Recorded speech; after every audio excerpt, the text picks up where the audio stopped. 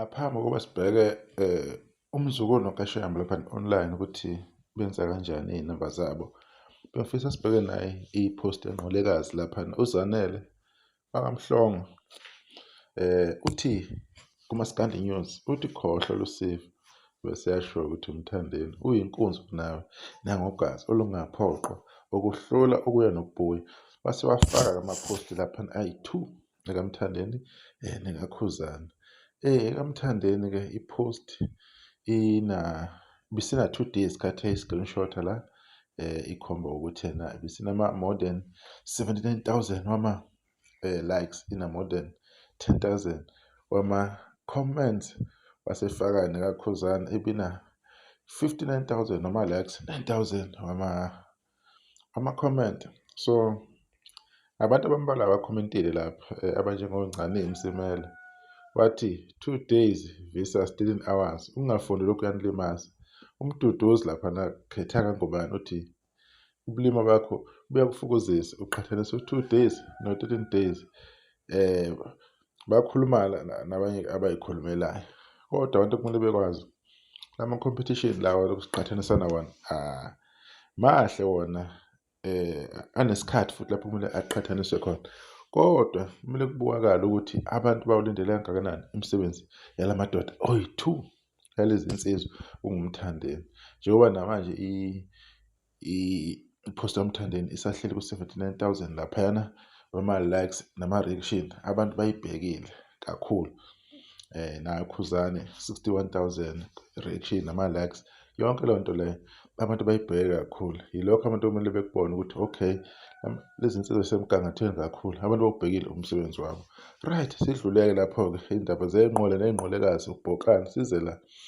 Nkashemba le ithi ngixole mntanami, bathi sidlule ku-2 million ama-streams lapho ku-Spotify. Kuthiwa it's now the second fastest solo album by South African artist to do this in 29 days. Uyayizwa leyo nto leyo, ingoma-ke isihlanze u-2 million wama-streams lapho ku-Spotify nge-29 days. Umculo wesibili ukuthi enze lokho, umculo ucula nje eyi-1 engomeni yakhe, maybe engafeature-rishanga muntu. uNkashemba bathi umculo wesibili lo. Ebese siphinde siyobheka umzukulu, bathi ngifuna iy'nto zami by Mzukulu, based on 13 songs that charted on SA Spotify daily chart. It received 306,000 wama-streams ngosuku lwesi-12. Do you understand ukuthi yena iy'ngoma eziwu-13 ey'ngenile kwi-chart list under album kaMzukulu isi-receive 306,000. Ayikho-ke ingoma ngisa-receive less than that. Sibonge lapho kuMzukulu. Phinde futhi kuthiwa ngifuna iy'nto zami by Mzukulu has officially surpassed 6 million wama-streams on Spotify. It's the third fastest album by any South African artist to do this in 10 days. uMzukulu album yakhe ihlanganiseke ama-streams of 6 million. Lokho into ya before yesterday, not even yesterday, before yesterday. Lokho ekwenzile. Ngaze ngayenza enye i-video laphana ikhona ku-YouTube ekhuluma ngalokho. Bathi umculo wesithathu ukuthi asheshe akwenze lokho okwase South Africa in 10 days. Abakhuluma nge-genre, bakhuluma nje any artist elapha eSouth Africa. So you can see and you can tell ukuthi these guys are working very well. These artists, they are working very, very well. Sibonge nje ukuthi-ke kwenzeka nakumaskandi lokho, into ehlala siyibuka kwamanye ama-genre. Right. Ebese-ke bese kuthiwa-ke na i-album eney'ngoma zonke ukuthi zikwazi ukuthi zishaye u-200 streams. Ama-streams amancane aqala ku-200,000 kuya phezulu. Bathi-ke i-album ingenye amanye ama-album ekwenzile emlandweni lokho. Cabanga ingoma eziwu-17 ekaMzukulu, zonke ziqala ku-200,000 ama-streams kuya phezulu.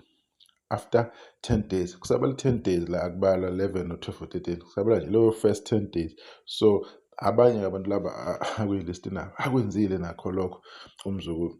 Ngenhlahla-ke thina ngisibheke bani? Sibheke la uMzukulu insizwa laphana yakwaceza under umaskandi-ke, yilokho esikubhekile. Bezinjalo-ke ngiyibala laphana online. Njengoba nibona nathi siyaliveza leli page abanikazi bale information, ingakho siyithathe njalo siveze nepage lakhona ukuze abantu behambe bayibhekela nabo ukuthi na okay le information le ikhona yini. Nabo abantu bangayi-verify, bayangena online kunama-website. Sometimes uyakhokha une-subscription ukuthola information because ukuqoqelela le information is not easy. We need umuntu ozoyenza lento, i-data analyst ezokwenza yonke lento. So sometimes you need to pay to get information. Ilokho-ke engingakusho-ke. Sibabongela kakhulu ukuthi basayibambile kumaskandi-ke abanye sebezokhipha ngekudala. Siphinde sibone futhi eminye imilando emisha ezovela. Bayeza abanye abafowethu sebe-anawunsile nobona ama-promo video asanda kuphuma. Sithembe ukuthi-ke ingoma zabo nazo zizokwenza kahle. Ividiyo-ke sizoyibamba lapho-ke. Yeah, iy'nqole ney'nqolekazi laphayana ayiqhubeke ibhokane. Thina nje uma siwathanda ama-post siwathatha siwalethe khona la sizowashera nani, kuhleke kube kuhle ngoba akuliwa kusuke kuncokola. Ngibonge ithuba sizodibana .